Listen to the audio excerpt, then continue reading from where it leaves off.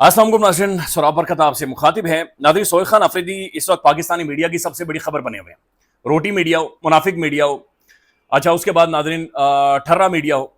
किसी भी तरह के मीडिया हो नाज़रीन, सोशल मीडिया के मोतबर जर्नलिस्ट हो, पाकिस्तानी टेलीविजन के कुछ मोतबर ग्रेट ज़बरदस्त किस्म के उसूल पसंद साथी हो नाज़रीन, सोहेल खान अफरीदी नाज़रीन सबकी और पूरे मीडिया की सबसे बड़ी खबर बने हुई है, आपके सामने रख देते हैं। साथ साथ नाज़रीन आज़ाद कश्मीर के अंदर इंतखाबात चंद हल्कों में पुंछ डिवीजन के, अब सच्ची बात यह है नाज़रीन कि मुझे ना तो खैर इतनी खास दिलचस्पी है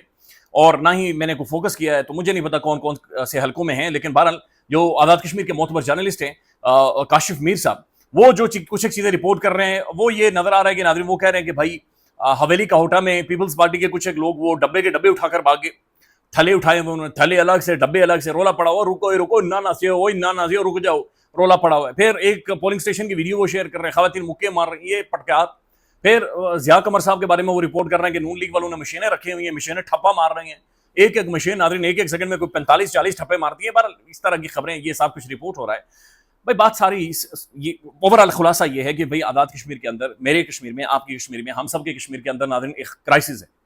खौफनाक किस्म का क्राइसिस है। ये बात भी समझे नाज़रीन कि इस क्राइसिस की वजह से एक फटीग, एक साइकोलॉजिकली, मेंटली हर बंदा नाज़रीन डिस्टर्ब है। अल्लाह करे कि जल्द से जल्द इसका कोई ना कोई सियासी हल निकले, इसका कोई ना कोई पॉलिटिकल सोल्यूशन निकले। बहरहाल जो एक प्रोसेस था वो मुकम्मल हो चुका है, लिहाजा अब सबकी तरजीह सिर्फ और सिर्फ एक होनी चाहिए कि रिकॉन्सिलिएशन के जरिए, नेगोशिएशन के जरिए बैठकर बातचीत करके एक दूसरे को गले लगाकर समझाकर किसी भी तरीके से ये जो क्राइसिस है इसका कोई ना कोई हल, कोई ना कोई रास्ता निकाला जाए। कौमें आगे बढ़ते हैं नाज़रीन, बड़े खौफनाक किस्म के क्राइसिस हो जाते हैं, आलमी जंगें भी हुई हैं, कौमें उससे भी उभर कर बाहर आई हैं, आगे बढ़ी हैं, रिकॉन्सिलिएशन हुई है, नेगोशिएशन हुई हैं, सियासी हल निकलते हैं और कौमें और लोग नाज़रीन शख्सियात आगे बढ़ जाती हैं। अल्लाह करे कि अब कम से कम नाज़रीन आज़ाद कश्मीर के अंदर हम एक रिकॉन्सिलिएशन का प्रोसेस शुरू होता हुआ आज के दिन के बाद देखें। दूसरी जानिब नाज़रीन खबर है सोहेल खान अफरीदी। सोहेल खान अफरीदी इमरान अहमद खान न्यादी के बाद पाकिस्तानी तारीख का ये दूसरा पॉलिटिशियन है। अच्छा, इससे पहले मुझे नहीं याद पड़ता कि कोई भी सियासतदान ऐसा है, अगर आपकी नज़र में हो तो बराए मेहरबानी जरूर कमेंट करके बताएं, मैं अपनी कम से कम तस्वीर जरूर कर लूँ कि जिसके अंदर ये दमखम है, जिसके अंदर इतना साफ मौजूद है, इतनी क्लैरिटी मौजूद है, इतना कैलिबर उस बंदे का है कि जो पाकिस्तान के तमाम तर साथियों को नाज़रीन फेस कर सकता है, अपने बदतरीन मुखालफिन को भी, बदतरीन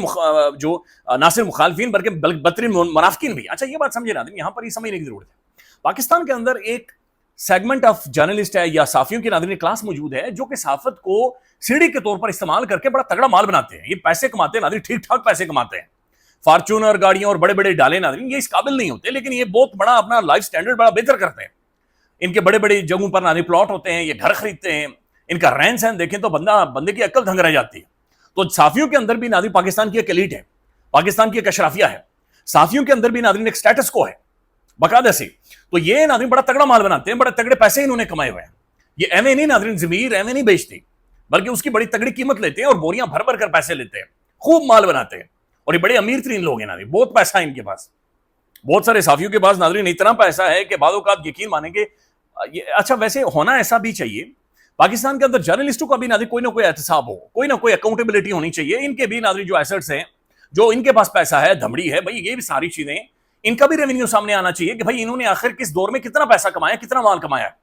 तो सोहेल खान अफरीदी नाज़रीन इमरान खान के बाद ये वाहिद पाकिस्तान का पॉलिटिशियन है जो कि 3 दिनों तक मैराथन बैक टू बैक, देखिए जबड़े थक जाते हैं, मुंह थक आके जाते हैं, लगातार धड़ाधड़, इधर से सवाल, उधर से सवाल, इधर से सवाल, उधर से सवाल, फिर जाती रंजिशें अलग से साफियों की। तो हर तरह के सवाल नाज़रीन 3 दिनों तक बैक टू बैक फेस करना, ये मैसिव है और ये बहुत ब्रिलियंट है और ये एक नई तारीख भी है पॉलिटिक्स के अंदर और ये एक नया प्रेसिडेंट भी है जो सेट हो रहा है और बड़ा पॉजिटिव प्रेसिडेंट है। नहीं तो बाकी जो अशराफिया है नाज़रीन, रूलिंग क्लास है पाकिस्तान की, वो साफियों को जूते मारती हैं, पूछते ही नहीं है नाज़रीन, लिटरली पूछते हैं। वो 1-2 साफियों ने नाज़रीन इंटरव्यूज किए थे कुछ पाकिस्तान की बड़ी शख्सियात के, वो बाद में आपको पता चला था कि उनके सांस सूखा हुआ था, लिटरली बड़ी मुश्किल के साथ नाज़रीन पानी पी पी कर सवाल पूछ रहे थे। तो सोहेल खान अफरीदी के नाज़रीन पॉलिटिकल क्लैरिटी तो है, ये एक दफा फिर इस बंदे ने एस्टेब्लिश किया है। इसी वजह से पाकिस्तान की सबसे बड़ी खबर सोहेल खान अफरीदी पाकिस्तानी मीडिया की, सोशल मीडिया की, डिजिटल मीडिया की, यूट्यूब के ऊपर, फेसबुक के ऊपर, ट्विटर के ऊपर और टेलीविजन के ऊपर सोहेल खान अफरीदी खबर बने हुए। आसमा शिराजी साहिबा नाज़रीन, अल्लाह ताला इन्हें खुश रखे नाज़रीन, अल्लाह ताला इनका हज भी कबूल करे। तो मोहतरमा आसमा शिराजी साहिबा, उन्होंने बाकायदा से ट्वीट किया है, उन्होंने कहा कि भाई सोहेल खान अफरीदी साहब के साथ मुलाकात हुई है, बड़ी जबरदस्त मुलाकात थी और तहरीक इंसाफ की ये नई क़यादत सियासत के गुर सीख गई है, ओके, सियासत के हुनर ये सीख गए। उसके बाद नाज़रीन मोहतरम अबसार आलम साहब ये कहते हैं कि भाई सोहेल खान अफरीदी से मुलाकात हुई है और वो ये बता रहा है कि 70% جو ڈپارٹمنٹس ہیں خیبر پختونخوا کے اندر گورنمنٹ کے, انہیں ہم نے ڈیجیٹلائز کر دیا ہے, اور انہیں ڈیجیٹائز کرنے کی وجہ سے تقریباً کوئی 58 ارب روپے کا ریونیو میں اضافہ ہوا ہے. تو صرف ناظرین ڈیجیٹائز کرنے سے 58 ارب روپیز خیبر پختونخوا کے اندر سہیل خان آفریدی کی گورنمنٹ نے بچائے. اب یہ ناظرین اوبیسلی بہت سارے سوالات پیدا ہو رہے ہیں پاکستان کا, چونکہ جو میڈیا ہے وہ موسٹلی اس کا فوکس پنجاب ہوتا ہے یا اور خبریں ہوتی ہیں, تو وہ ناظرین یہ چیزیں اس طرح سے رپورٹ نہیں کر رہا, جو کہ اب ناظرین صحافیوں کی ملاقاتیں ہوئی ہیں اور اس کے بعد آ کر رپورٹ ہو رہی ہیں. تو اس دوران ناظرین یہ بات چیت بھی ہوئی کہ سہیل خان آفریدی کو یہ کہا گیا کہ بھائی آپ کو فارغ کر دیا جائے گا, اگر آپ احتجاج کی طرف آئے تو آپ کو فارغ کر دیا جائے گا. بیرسٹر منیب فاروق صاحب ناظرین اس کے اوپر ولاگ کر رہے ہیں, وہ یہ کہہ رہے ہیں کہ یس یہ پاسبلٹی موجود ہے, اور انہوں نے کہا کہ بھائی میں یہ سمجھتا ہوں کہ یہ بالکل ممکن ہے, اور اگر سہیل خان آفریدی صاحب احتجاج اور اسی طرح کی گفتگو بات چیت کرتے رہے تو انہیں سائڈ لائن بھی کیا جا سکتا ہے. بہرحال انہیں کے پی کے کا سی ایم نہیں رہنے دیا جائے گا. سوال بڑا عجیب ہے, لیکن حیرت ہوتی ہے ناظرین کہ ایک صوبے کا سی ایم, چیف منسٹر, اسے کیسے کوئی فارغ کر سکتا ہے جس کا واقعتاً عوام کا مینڈیٹ ہو, جسے عوام نے منتخب کیا ہوا. اچھا ناظرین, سہیل خان آفریدی صاحب, شفیع جان صاحب یہ باقاعدہ میڈیا میں آ کر یہ کہہ رہے ہیں کہ ہم ایک صوبے سے خالی 20 لاکھ لوگ یعنی 2 ملین لوگ نکالیں گے, سر خیبر پختونخوا سے, پنجاب, سندھ, اس کے بعد ناظرین بلوچستان, آزاد کشمیر, جی بی, اسلام آباد, یہ کس طریقے کی موبلائزیشن ہوگی اور یہ کس طرف جائیں گے. بہرحال نظر یہ آ رہا ہے کہ یہ شاید پاکستان کی ہسٹری کا, تاریخ کا ناظرین یہ سب سے بڑا احتجاج یا سب سے میسو موبلائزیشن کرنے جا رہے ہیں. پتہ نہیں کامیاب ہوں گے یا نہیں ہوں گے, کم از کم جو نقشہ یا صحافیوں سے ملاقات میں جو تاثر یہ دے رہے ہیں کہ سہیل خان آفریدی ایک بہت میسو اور بہت بڑی ملاقات, بہت بڑا جو احتجاج ہے پاکستان کے اندر ناظرین وہ کرنے جا رہے ہیں. اب ناظرین ایک اور ڈیولپمنٹ ہے, اور وہ ڈیولپمنٹ ہے پاکستان کا جو ایک معاہدہ ہوا ہے, مکہ معاہدہ. اب اس کے اوپر ناظرین پاکستان میں تو خیر جشن بن رہا ہے, بات چیت ہو رہی ہے, لیکن میں سن رہا تھا بھارت کی کچھ ایک بڑی ریلیونٹ شخصیات کو ناظرین, اور انہیں واقعتاً مرچیں لگی ہوئی, واقعتاً ناظرین انہیں کیڑے پڑ گئے اس معاہدے کے بعد. ششی تھرور بڑی پرومیننٹ پرسنالٹی ہیں, اور مودی نے ناظرین یہ بات ذہن میں رکھیں کہ جب آپریشن سندور میں بھارت کو شکست ہوتی ہے تو جس چہرے کا یا جس شخص کا وہ انتخاب کرتے ہیں گلوبل ڈپلومیسی میں دنیا بھر میں بھیجنے میں, چکر لگوانے میں, ان میں ششی تھرور کا استعمال کیا. اور Shashi Tharoor one of the brilliant personality, زبردست بندہ ہے, پڑھا لکھا کوالیفائڈ بندہ, مودی زیادہ ناظرین کم از کم ہوتا نہیں ہے, یہ زبردست قسم کا بندہ ہے. اب ششی تھرور نے ناظرین باقاعدہ سے اسٹیٹمنٹ دی ہے, اور اس نے یہ کہا ہے کہ ہم حیران اس بات کے اوپر ہیں کہ آپریشن سندور جو بھارت نے کیا اس کے بعد سے پاکستان کی جو ڈپلومیٹک پوزیشن ہے بہتر ہوئی ہے. بحرین کے ساتھ ان کے معاہدے ہیں, کویت کے ساتھ ان کے معاہدے ہیں,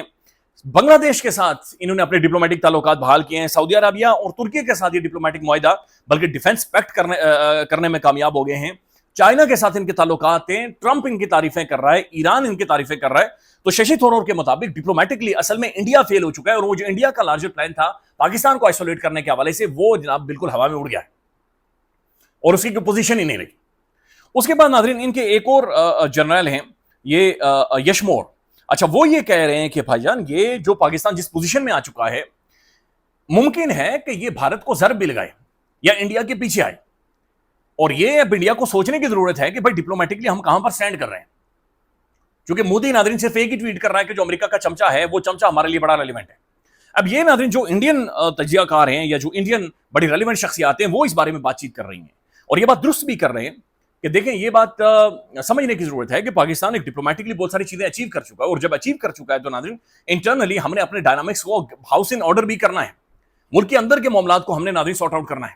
اگر انٹرنیشنلی اور ہمارے مخالفین بھی یہ بات چیت کر رہے ہیں اور ملک کے اندر ناظرین ہمارا مسئلہ یہ ہے کہ بھائی خان کی صحت کے حوالے سے ہم کرائسس کو سارٹ آؤٹ نہیں کر پا رہے, تو اس میں ناظرین ہماری نیتوں کے اندر کھوٹ ہے. یہ پھر پولیٹکس نہیں ہے, یہ سنجیدگی نہیں ہے, بلکہ ہماری نیتوں کے اندر کھوٹ ہے, اور ہم نے اس چیز کو سارٹ آؤٹ کرنا ہے تبھی ہم آگے بڑھیں گے. تحریک انصاف ناظرین آج 2 بجے پریس ٹاک کرنے جا رہی ہے, ابھی پتہ نہیں شروع ہوئی یا نہیں ہوئی, جب میں یہ ویڈیو ریکارڈ کر رہا ہوں تو 2 بجے ناظرین,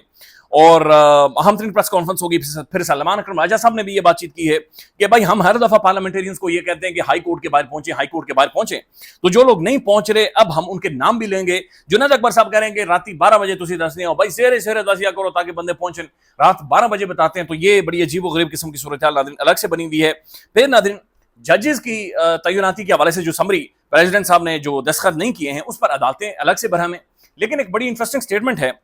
نیر بخاری صاحب کی, وہ یہ کہہ رہے ہیں کہ ایک جج جس نے 10 کروڑ روپے رشوت لی اور اس 10 کروڑ روپے رشوت کی وجہ سے اسے نکالا گیا, اس کا نام بھی اس لسٹ کے اندر موجود تھا